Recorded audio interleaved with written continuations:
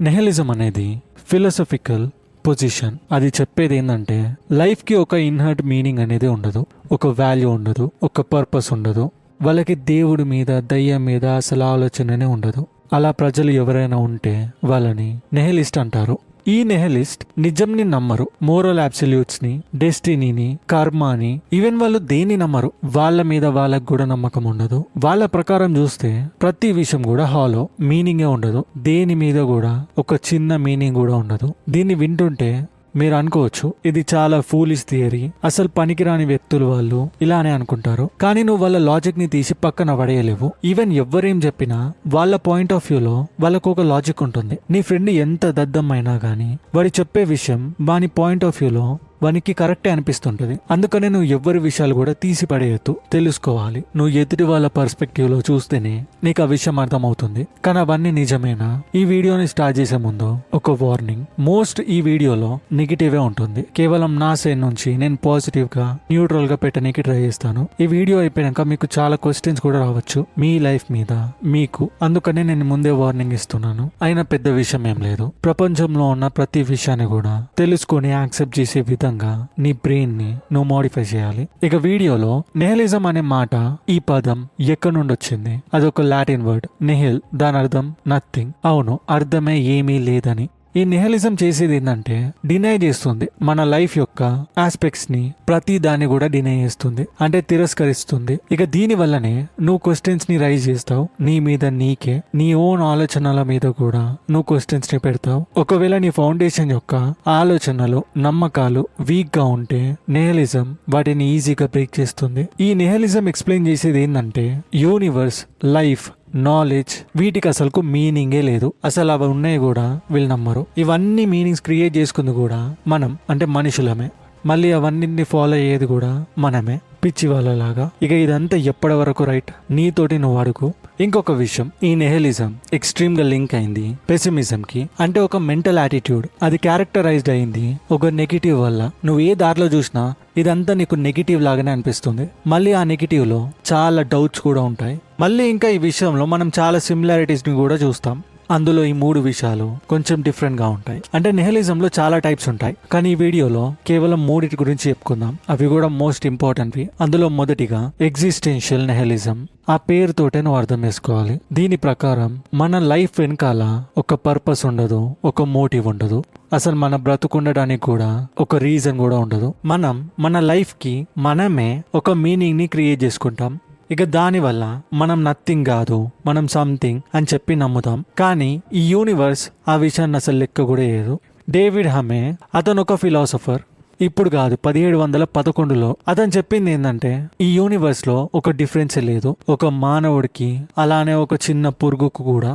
ఎందుకంటే మనం comparison universe తోనే చేస్తున్నాం. దాని ప్రకారం చూసుకుంటే మన లైఫ్ కి ఒక స్టేటస్ ఉండదు. మనం ఎంత పెద్దగా ఎదిగినా గానీ, ఎంత మీనింగ్ మన లైఫ్ లో పెట్టినా గానీ, ఒక నిజం మాత్రం ఉంటుంది. మన లైఫ్ కి ఒక సిగ్నిఫికెన్సే ఉండదు. ఈ ప్రపంచం తిరుగుతూనే ఉంది, నిన్న కూడా ఈ రోజు కూడా, నువ్వు ఉన్నా లేకపోయినా తిరుగుతూనే ఉంటుంది. ఈ యూనివర్స్ డిస్టెన్స్ తెలియదు, దాని లెంత్ కూడా తెలియదు. అలానే దాని బిగినింగ్, దాని ఎండ్ కూడా ఎవరికి తెలియదు. కేవలం కొన్ని హాలో ప్రూఫ్స్ మనం లింక్ చేసుకుంటూ ఉంటాం. అవి కూడా మనం చేసినవే, మనమే వాటిని నిజాలు అని నమ్ముతాం. ప్రతి మూమెంట్ లో కూడా మనం బ్రతుకుండడానికి కారణం ఏందని మనం వెతుకుతూనే ఉంటాం. కానీ అసలైన నిజం ఏంటంటే మనం ప్రతి ఒక్కరికంటే చిన్న వాళ్ళం కాదు. మనం ఏదో ఒక వాల్యూని హోల్డ్ చేస్తామని ఒక భ్రమలో ఉండటం. అందుకనే మనం కొన్ని రీజన్స్ ని అటాచ్ చేసుకుంటాం. మేబీ అది రిలీజన్ అయినా, స్పిరిట్ అయినా, ఏదైనా వాటిని లింక్ చేస్తూ ఉంటాం. మన ఎగ్జిస్టెన్స్ వెనకాల ఒక నిజం ఉండదు, దానికి ఒక ప్రైజ్ ఉండదు. రెండవది ఎపిస్టమోలాజికల్ నిహిలిజం. అదొక పెద్ద పేరు కావచ్చు, కానీ ఐడియా అయితే సింపుల్ గా ఉంటుంది. దాని అర్థం ఏంటంటే అదొక సీరియస్ క్వశ్చన్ అడుగుతుంది, మనకు ప్రతిదీ కంప్లీట్ గా తెలుసా అని. ఈ వ్యూ ప్రకారం మనం ఏమని పిలుస్తామంటే నాలెడ్జ్. అదేం ఫైనల్ కాదు, అదేమి అబ్సల్యూట్ అని కూడా చెప్పలేము. కేవలం మనం అర్థం చేసుకుంది ఒక చిన్న పార్ట్ మాత్రమే. ఇంకా కొన్ని నిజాలు చాలా పెద్దగా కూడా ఉండొచ్చు, అది మనుషుల మైండ్ కి అర్థం కాకపోవచ్చు. ఒక సింపుల్ ఎగ్జాంపుల్ ని చూద్దాం. మనం అంటాం కదా, ఇసాక్ న్యూటన్ గ్రావిటీని డిస్కవర్ చేశారని. అతను డిస్కవర్ చేసింది చాలా ఇంపార్టెంట్. గ్రావిటీ వల్లనే మనం అర్థం చేసుకున్నాం మోషన్స్ ఏంటిది, ప్లానెట్స్ ఏంటిది, ఇంజనీరింగ్ ఇంకా చాలా సైంటిఫిక్ థింగ్స్, మనుషులకి ఒక మంచి ప్రోగ్రెస్ అది. కానీ కేర్ఫుల్ గా థింక్ చేయండి, న్యూటన్ గ్రావిటీని డిస్కవర్ చేసినప్పుడే గ్రావిటీ క్రియేట్ అయిందా? కాదు కదా. గ్రావిటీ ఎగ్జిస్ట్ అయి ఉంది మనుషుల కంటే ముందు, మనుషులు భూమి మీదకి రాకముందు నుంచే. ఈ భూమి పుట్టక ముందు కూడా గ్రావిటీ ఉంది. గ్రావిటీ క్రియేట్ చేసింది న్యూటన్ కాదు, అతను కేవలం అర్థం చేసుకున్నాడు ఒక స్మాల్ రూల్ ని. ఇక అతని డిస్కవరీ వల్ల మనుషుల నాలెడ్జే చేంజ్ అయింది, కానీ యూనివర్స్ కి ఏం చేంజ్ అవ్వలేదు.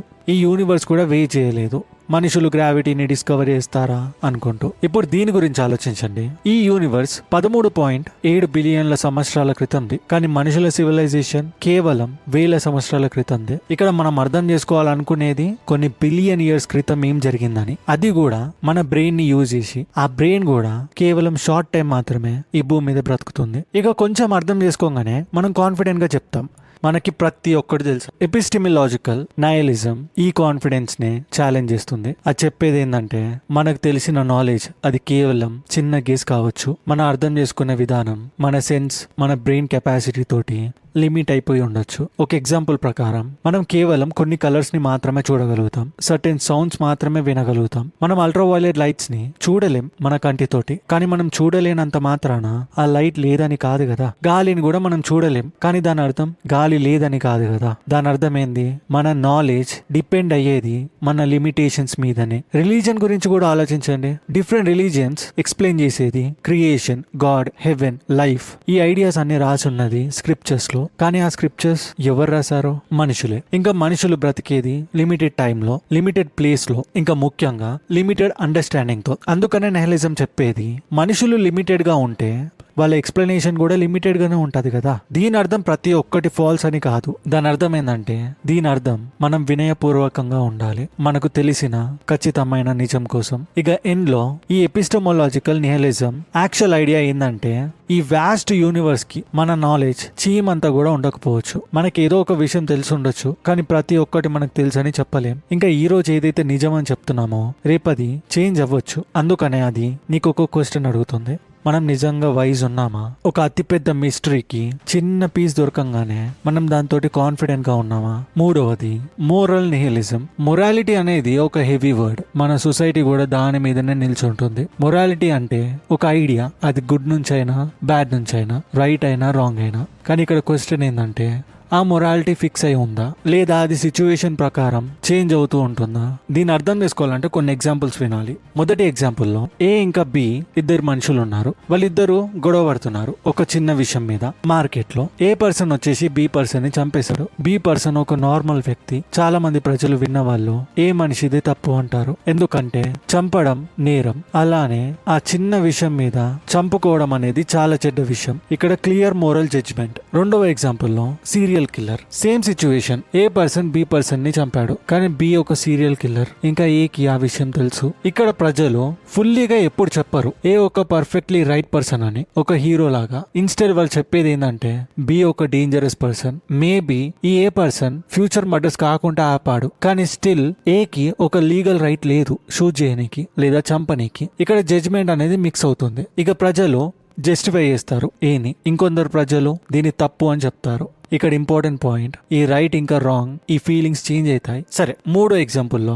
Serial killer. సేమ్ సిచ్యువేషన్ మళ్ళీ కూడా. ఏ పర్సన్ బి పర్సన్ ని చంపేశాడు. బి పర్సన్ ఒక సీరియల్ కిల్లర్, కానీ ఏకి ఆ విషయమే తెలియదు. ఇక్కడ చాలా మంది ప్రజలు ఏం చెప్తారు, ఏ అనే వ్యక్తి రాంగ్ అని. ఎందుకంటే ఏ పర్సన్ ఇంటెన్షన్ సీరియల్ కిల్లర్ ని ఆపాలని కాదు, అతని ఈగో వల్ల, అతని కోపం వల్ల అతను చంపేశాడు. ఈవెన్ రిజల్ట్ సీరియల్ కిల్లర్ చనిపోయినా గానీ మనం జడ్జ్ చేసేది ఏని మాత్రమే, ఎందుకంటే అతని ఇంటెన్షన్ స్ట్రాంగ్ ఉన్నాయని. మోస్ట్ ఇంపార్టెంట్ పాయింట్ ఏంటంటే, మన మోరల్ జడ్జ్మెంట్ డిపెండ్ అయ్యేది ఇంటెన్షన్స్ ఇంకా ఇన్ఫర్మేషన్ మీదనే. అసలు ఈ ఎగ్జాంపుల్స్ ప్రూవ్ చేసేది ఏంది, ఇక్కడ యాక్షన్ సేమ్, ఏ పర్సన్ బి పర్సన్ ని చంపుతున్నాడు, కానీ మన మోరల్ యాక్షన్స్ చేంజ్ అవుతున్నాయి. ఎందుకు చేంజ్ అవుతున్నాయి అంటే, బి పర్సన్ ఎవరు, ఏ పర్సన్ కి ఏం తెలుసు, ఎందుకు ఏ పర్సన్ ఇంటెన్షనల్ గా బి పర్సన్ ని చంపాడు, ఏం రిజల్ట్స్ జరిగినాయి అంటే కాన్సిక్వెన్సెస్ ఏంటివి. ఇక్కడ మోరల్ నిహిలిజం చెప్పేది ఏంటంటే, ఒకవేళ మొరాలిటీ ఫిక్స్డ్ రూల్ ఈ యూనివర్స్ కి అయి ఉంటే అక్కడ జడ్జిమెంట్ ప్రతిసారి సేమ్ ఉండాలి. కానీ రియల్ లైఫ్ లో మొరాలిటీ చేంజ్ అవుతూ ఉంటుంది కంటెక్స్ట్ తోటి. అందుకనే మోరల్ నైలిజం చెప్పేది మొరాలిటీ అనేది అబ్సల్యూట్ కాదు, అదొక మనుషులు చేసిన సిస్టమ్. జడ్జ్ చేయడానికి, యాక్షన్ ని జస్టిఫై చేయడానికి ఒక రకంగా వాళ్ళ సైడ్ నుంచి ఆలోచిస్తే కూడా ఆ విషయం కరెక్ట్ లాగానే అనిపిస్తుంది. ఎందుకంటే యూనివర్స్ లో మనం భూమి మీదకి వచ్చే ముందు ఇలాంటి విషయాలు చేయొద్దు, చేస్తే అది తప్పు, నీకు ఫ్యూచర్ ఉండదు, ఇలాంటివి స్ట్రిక్ట్ గా ఫాలో అయ్యి ప్రపంచం మొత్తం దాని మీదనే ఉంటే అప్పుడు మొరాలిటీ సేమ్ ఉంటది. కానీ డిఫరెంట్ ప్లేసెస్ లలో డిఫరెంట్ సిచ్యువేషన్స్ ఉంటాయి. అదే ఈ జస్టిఫికేషన్, ఈ జడ్జ్, ఈ యాక్షన్స్ అన్ని చేంజ్ అవుతూ ఉంటాయి. ఇప్పుడు ఆప్టమిస్టిక్ నిహిలిజం గురించి విందాం. ఈ వీడియో చాలా నెగిటివ్ అయ్యి ఉంటుంది, ఇప్పటి వరకు మీరు విని ఉంటే. దీన్ని కొంచెం పాజిటివ్ గా చేయడానికి ఆప్టమిస్టిక్ నిహిలిజం వచ్చింది. ఇది ఒకటే పాజిటివ్ పార్ట్ ఈ నిహిలిజం లో. ప్రతి ఒక్క థింగ్ మీనింగ్లెస్ అయి ఉంటే దాని అర్థం ఏది కూడా నీకు పెద్ద డిఫరెన్స్ కాదు. నీ ఫూలిష్నెస్, నీ మిస్టేక్స్, నీ ఇన్సల్ట్స్, నీ ఫెయిల్యూర్స్ ఇవన్నీ కూడా మీనింగ్లెస్. మరి దేని గురించి నువ్వు వరి అవుతున్నావు? దేని గురించి కూడా కాదు. నీ బ్రతుకుని నువ్వు నీ దారిలో జీవిస్తున్నావు. ఎవరి ప్రెషర్ కూడా నీ మీద ఉండదు, ఎవరి వరి కూడా నీ దగ్గర రాదు. పాస్ట్ డే ఎలా అయింది, కమింగ్ డే ఎలా ఉంటుంది, ఫ్యూచర్ నీకు ఎలా ఉంటుంది, అవన్నిటి మీద కూడా నీకు పెద్దగా ఆలోచన ఉండదు. అక్కడ ఆబ్జెక్టివ్ ఉండదు, స్ట్రగుల్ కూడా ఉండదు. నువ్వు బ్రతుకుతున్నావు ఎందుకంటే నువ్వు బ్రతకాలనుకుంటున్నావు. ఇక్కడ ఏది కూడా డిఫరెన్స్ ని చేంజ్ చేయదంటే మరి మనం ఎందుకు బ్రతకొద్దు మన ఇష్ట ప్రకారం? కానీ మనం ఈ ఫ్యాక్ట్ ని యాక్సెప్ట్ చేయాలి. మనం ఏం స్పెషల్ కాదు, అసలు స్పెషలే కాదు. ఇంకా గట్టిగా మాట్లాడితే నువ్వు వర్త్లెస్. ఏ మనిషి కూడా దీన్ని నమ్మరు. ఈ రీజన్ వల్లనే నిహిలిజం అనేది స్ట్రాంగర్ గా ఉంది. నీ విషయాలు, నీ యాక్షన్స్, నీ సారో, నీ పెయిన్, నీ డిజైర్స్, నీ ఎక్స్పెక్టేషన్స్, రిలేషన్షిప్ అయినా, డ్రీమ్స్ అయినా, లైఫ్ అయినా ప్రతి ఒక్కటి మీనింగ్లెస్. నువ్వు అనుకుంటావు నీ హోల్ లైఫ్ నువ్వు దేని వెనకాలైనా పెట్టావని. ఇక ఎండ్లో నీకు అది ఒక మీనింగ్లెస్ లాగా క్లియర్ గా కనిపిస్తుంది. ఇదంతా ఎప్పుడు తెలుస్తుందంటే ఎండ్ ఆఫ్ ద లైఫ్ లో తెలుస్తుంది. నువ్వు చేసిందంతా పెద్ద మ్యాటరే కాదు, అంత నథింగే అని. ఈ విషయాలన్నీ చాలా కన్ఫ్యూజింగ్ గా ఉంటాయి, అసలు ఏ విషయం ఏంది అని.